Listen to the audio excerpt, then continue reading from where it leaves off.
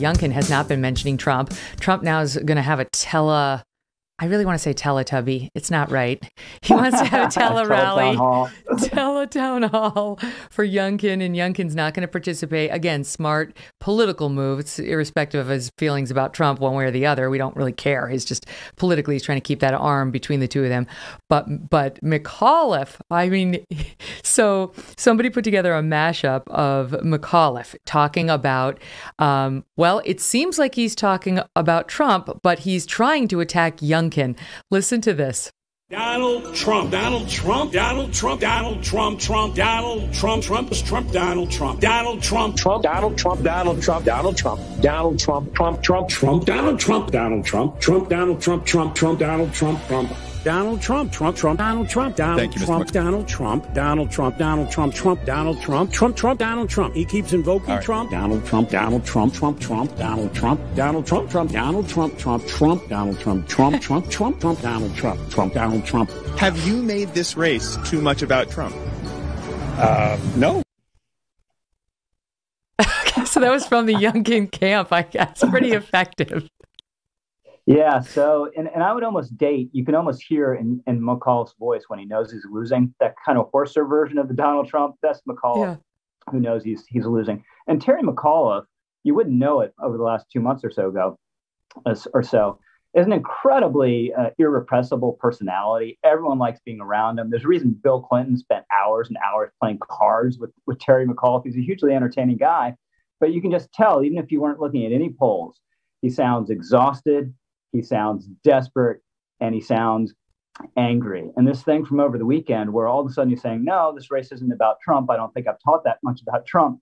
He's kicking away what has been his main line of attack against Youngkin for months, clearly because they know it's not working. And they're just desperate to have a guy on the ballot who's just not.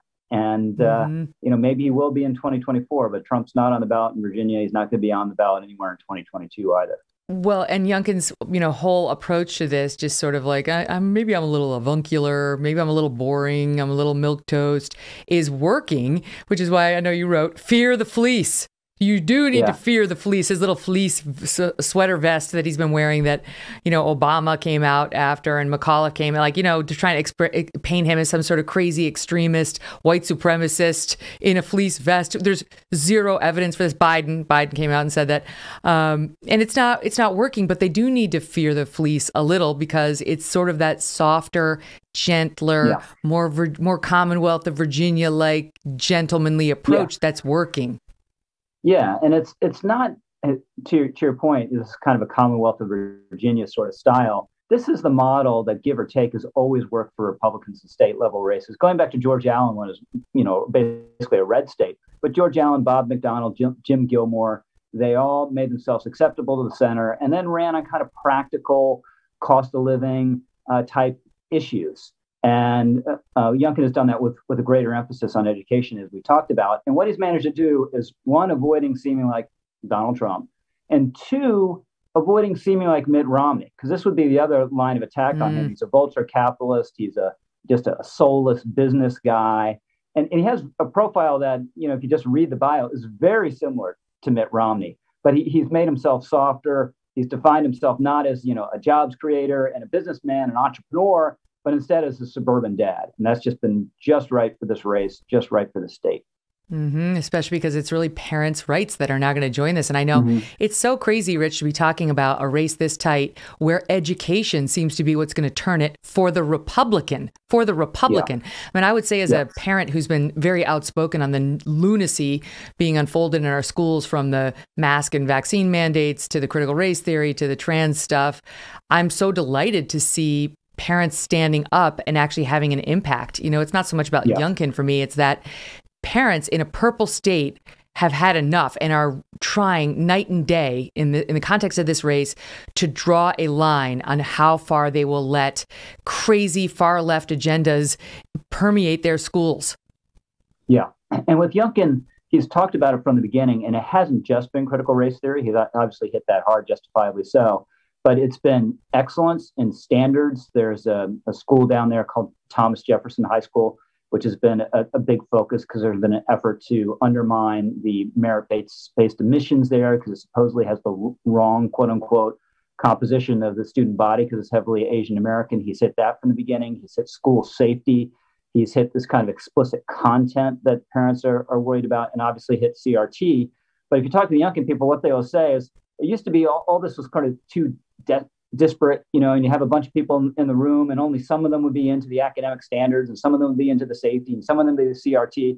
But McAuliffe really helped them tie a bow around it and the question of the legitimacy of parent involvement and parent protest. And when you say that, they say everyone in the room applauds, whereas, maybe only a quarter of the room's into the, defending Thomas Jefferson University and high school and the standards, but they all support parental involvement and just getting on the wrong side of parents. That's a cardinal rule of American politics. Whatever the issue is, don't do it. And Terry McAuliffe has. Yeah, and they're doing it at the state level and at the federal level, as we discussed. So meantime, the Lincoln Project guys, always on a mission to double down on their just terrible behavior from their previous attack ads or complaints or whatever it is.